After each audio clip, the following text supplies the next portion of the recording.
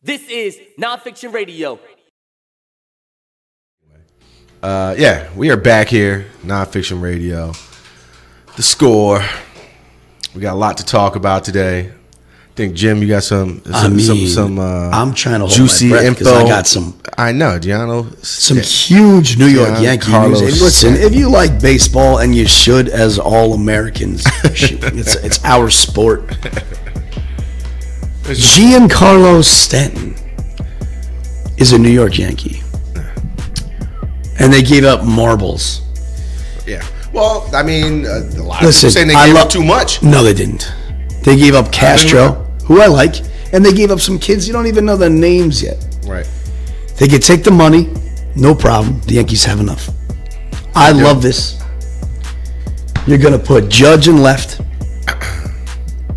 Stanton in right, yeah, Hicks in center, and we can debate and we can talk about the lineup after that. It's such a fun conversation.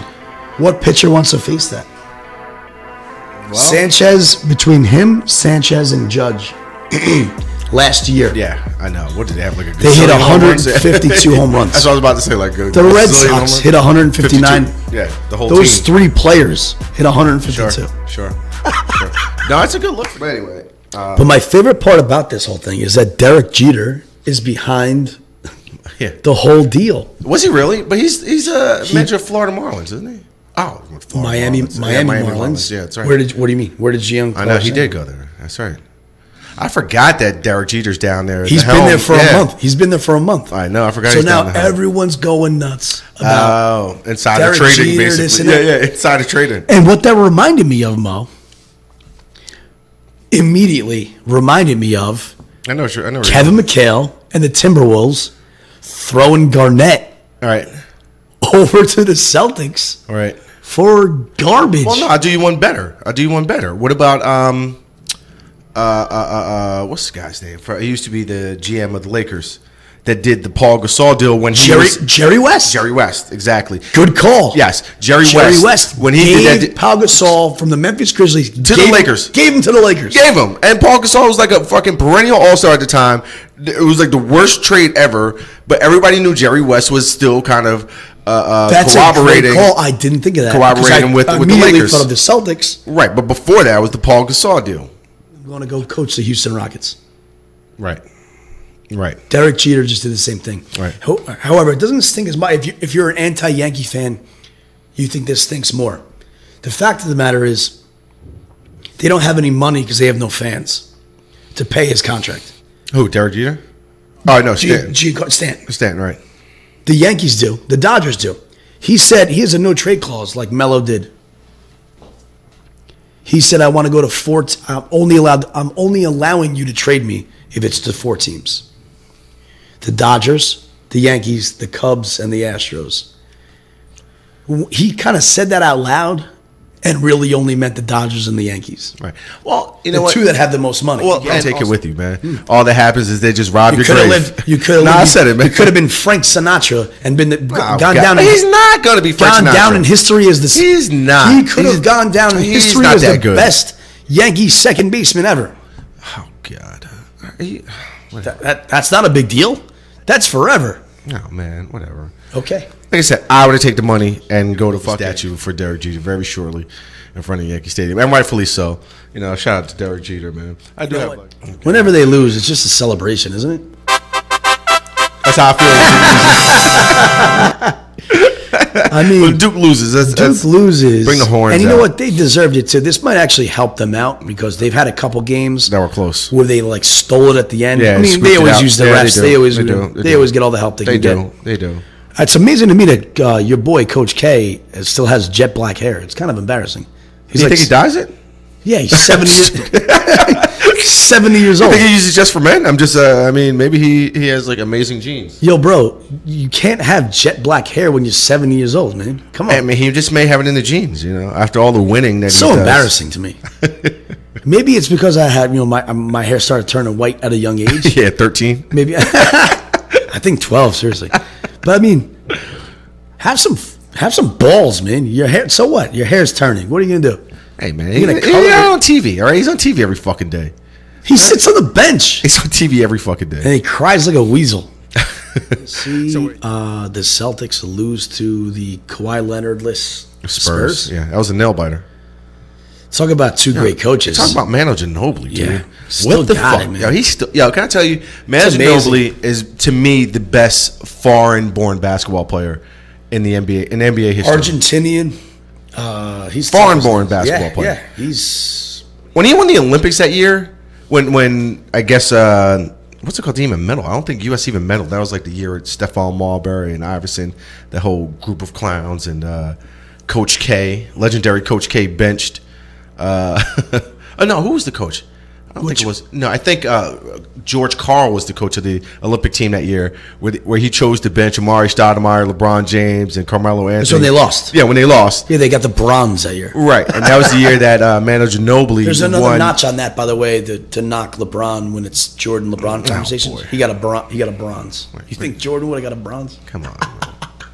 Get Really? the fuck- Come on. Get out of my face. That's what I figured. I mean, me and you talk a lot about basketball. Like I was saying, so they did an age comparison, not like how many years in the league against Jordan, right? So they're saying at 32, Michael Jordan had 3 championships, 3 MVPs, 7 like All-Star, whatever the amounts are, and LeBron kind of matches up. So they also said that at age 32, Jordan got sent home from the playoffs in the first round 3 times, which I kind of forgot about. Right, so then when you look at LeBron, can you imagine LeBron not getting sent home in the first round of the playoffs at any point of his career? No. They would be like, they would damn near try to lynch this guy. Yeah. If he got sent home, like media lynching. That's a pretty aggressive word. Media lynching is what I'm saying. Bullshit. In general, he's not. You know what it is? Roger Goodell is not he's an owner's commissioner. He's not a player's commissioner. Whereas like even to a certain point, David Stern, right, building up the NBA, he became more of a because he knew once Bird and Magic came back, came into the league to kind of resurrect that league. Like he knew he had to be more of a player's commissioner than David Roger Stern, Goodell. Right. No and Adam Silver, Adam Silver is definitely along those routes. Adam Silver is like, he's great. He's like a president type. Right, he's great. He's so smart. The players love him. Exactly. It's great. It's like because harmony. It's like perfect harmony. It is. And because David, Silver, what's his name? Adam Silver. I'm sorry. He understands the players are the ones who generate the money, whereas Roger Goodell, like, literally just works for Robert Kraft, is what I think. I mean, if you look at the NBA, you talk to the best wide receivers in the game, some of the best athletes and tight ends and stuff. Sure. You ask them right now, would you rather play in the NBA? You know they're all good at hoops. Right. They're just not that good. Right. Would you rather be in the NBA with no helmet on, selling your face? Right. Or put a helmet on and get jacked up? Right. They'd rather be in the NBA, but good for them. They're still playing a professional sport. Yeah. No, but some guys, they're not gonna. I mean, you look at like Russell. What were you saying? Like Russell Wilson, right? He's like a legit baseball player, and he was saying that. I saw a recent interview where he's saying that he was actually better at baseball than he was at football, but football was in his blood. Like he loved playing football. And that goes with the territory too. He just loves it. He loves it. Same thing with Aaron Rodgers coming back. Like they might not make the playoffs. So like, why would you bring Aaron Rodgers back? They're not gonna make. They might not. They have to win out and need some luck. Right. He's like, I play football. That's what I do. I love playing football. Right. I want to throw a touchdown. Right. So there's a lot of these NFL guys who want to do that. Right. They do have the option, and they choose football because that's their shit. And they like it because they like the brutality of it. They like they like hitting motherfuckers upside the head every fucking Sunday. I thought they got a lot of bad press. The Bengals Steelers game with all the hits and stuff and injuries. Yeah. That was a really fun game to watch. It was a fun game to watch. Listen, I'm really sorry. I don't want anyone to get hurt. Right. I don't want anyone to have any brain injuries. Right. But I mean, I work at a bar. I have customers. I want to watch a football game with some hits, man. Yeah. I'm sorry. Sure. I'm sorry that someone might get hurt. You guys signed up for it. You want to be my bouncer? I'll give you $100 in cash. And I mean, what do you want? You want to do that, or do you want to have 3 houses and risk the hit and hit people? Right. They want to hit. I mean, yeah. That Pittsburgh game, that was a fucking Pittsburgh-Cincinnati game was a great game to watch, man. That was a fun game. How good is Antonio Brown, dude? Like, how ridiculous is that dude, he is so cool. Yeah, he's watch game. Definitely. I'm going to go with the LA Rams Upsetting. to lose at home in a pick'em. Oh, okay. Philadelphia bounces back. Rams may see them again, though, and that may be it. You know, with our picks for the last 3 weeks and so. Shout out to John and Josh for the calls. Thanks very much. We appreciate it. Please call in. Shout out to Nonfiction Radio. Shout out to my man Stacks. Stacks. Shout out to St. James Gate and Maplewood. And shout out to Lily Tea Company. Shout out to CJ.